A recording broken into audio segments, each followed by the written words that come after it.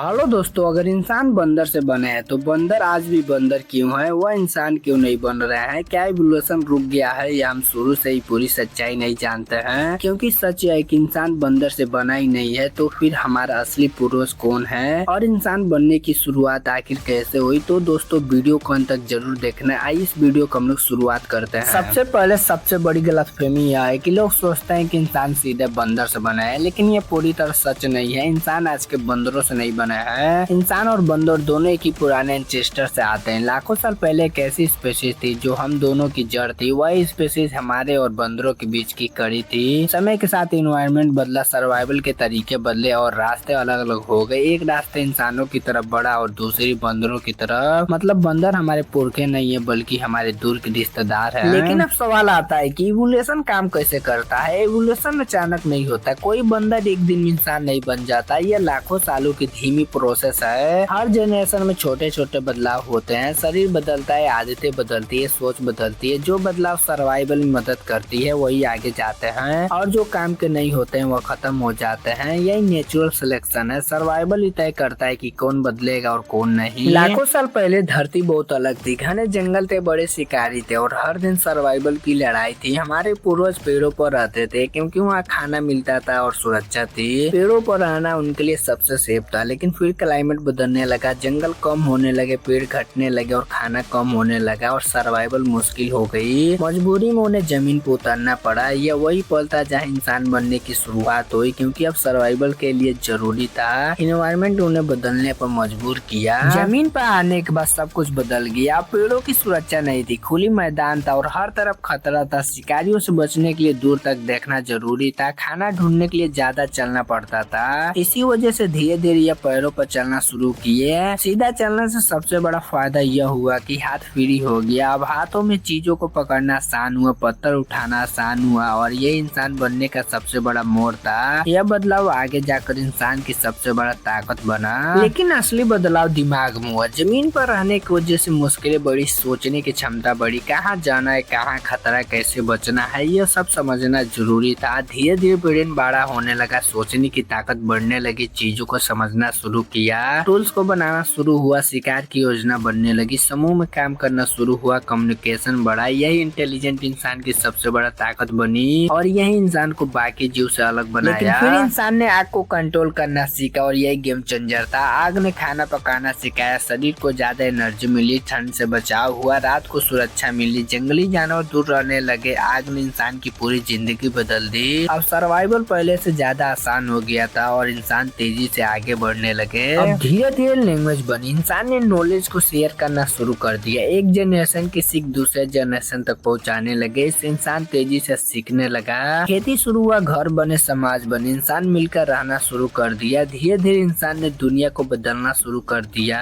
यही वजह है कि इंसान बाकी जीव से इतना अलग दिखता है। अब आप लोग का मन में एक सवाल चल रहा होगा कि आज के बंदर क्यों इंसान नहीं बन रहे हैं? क्योंकि इवोल्यूशन का कोई टारगेट नहीं होता। अगर कोई स्पीशीज अपने इन्वायरमेंट में सही तरीके से सर्वाइव कर रही हो तो उसे बदलने की कोई जरूरत नहीं होती। आज के बंदर अपने इन्वायरमेंट में फिट है। उनकी बॉडी, उनकी स्पीड और उनका जीवन उनके लिए सबसे ज्यादा परफेक्ट है। इसलिए वो इंसान नहीं बन रहे हैं, लेकिन वो अभी भी इवॉल्व हो रहे हैं, बस अपनी अलग दिशा में। तो सच यह है कि इंसान बंदर से नहीं बना है। इंसान और बंदर दोनों एक ही पुराने पूर्वज की अलग शाखाएं हैं। तो दोस्तों, अगर आप लोग जानते थे कि इंसान बंदर से नहीं बना है तो कमेंट में जरूर बताइएगा और हमारे चैनल को लाइक सब्सक्राइब करना मत भूलिएगा।